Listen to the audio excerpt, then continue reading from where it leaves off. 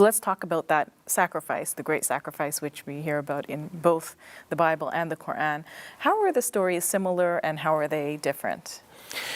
So they're similar in that in both the Quran and the Bible, Abraham goes to offer a sacrifice to God, and this sacrifice happens to be his very son, whom he loves so dearly. And that is a proof of Abraham's great faith. He's not withholding from God even his beloved son. Now, some differences arose between the Muslim and Christian retelling of this, and of course the biblical retelling. In the Bible, we read in Genesis chapter 22, verse 1, that God said to Abraham, Abraham, take your son, your only son Isaac, whom you love, and offer him as a burnt offering to God. Burnt offering is a reference to the way in which the animals were sacrificed at that time. They were not only killed, but also the flesh was burnt as a burnt offering to God. In the Islamic tradition, when a sacrifice is done, an animal sacrifice that is, human sacrifice is totally prohibited in both traditions.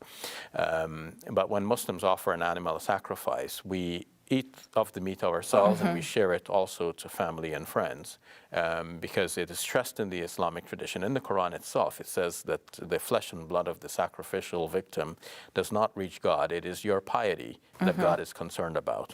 So we can benefit from the meat itself as a provision from God. It's just this dedication going through this ritual that God is interested in. So I understand there's some confusion about, first of all, which son it was, right? Well, this is the big confusion, actually, that, was it Isaac? Was it Ishmael? Muslims seem to think it was Ishmael, right?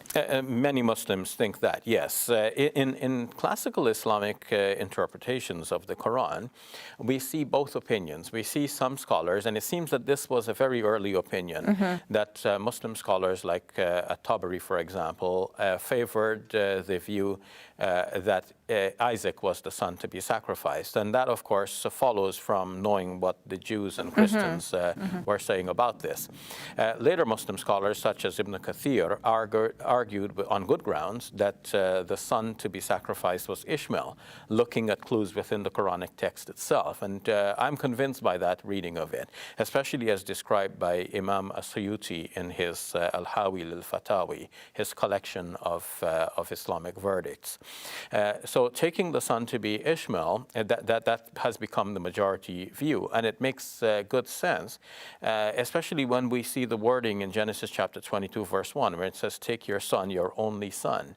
Because the only time there was an only son is when Ishmael was the only son for some 14 years, and then Isaac was born, and now Abraham had two sons. So one might say, well, only son Isaac could mean that Abraham has banished the other son, and theoretically there's only one son. But the Bible does confirm that Ishmael was still the son of Abraham, and that's how the Bible refers to him, not as someone of lower status than a son.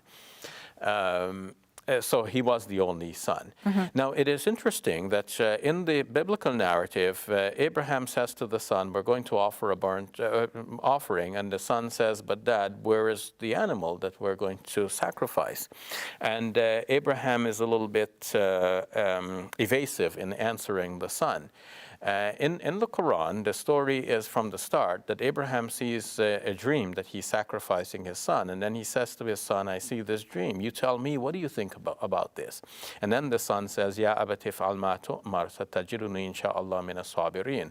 So in the 37th chapter of the Quran, where the son says, my father, do what you are commanded, and you will find me, God willing, to be one of those who are patient. So the son in the Quranic narrative knew what was going to happen, and he wanted to be part of that, and he was deliberately allowing himself to be sacrificed in this way. It's a very moving account. It is. And it shows the communication that should take place between father and son, especially when we're about to do something for God. We want to all do it together as a family, everyone in cooperation.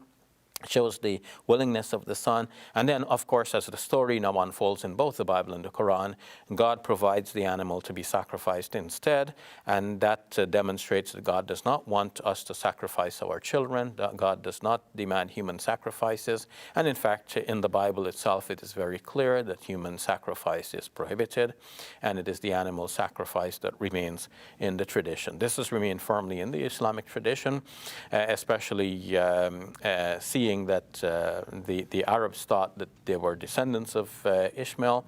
They wanted to maintain that tradition, and in the Islamic faith, this becomes a cornerstone of our Eid celebration. Lots more we could talk about, including the fact that Ishmael with Abraham built the Kaaba and that they were in Mecca, which is not something that's not described in the Bible, but we have to end it there. So Yes. Thank you for your time, Dr. Shabir. You're welcome.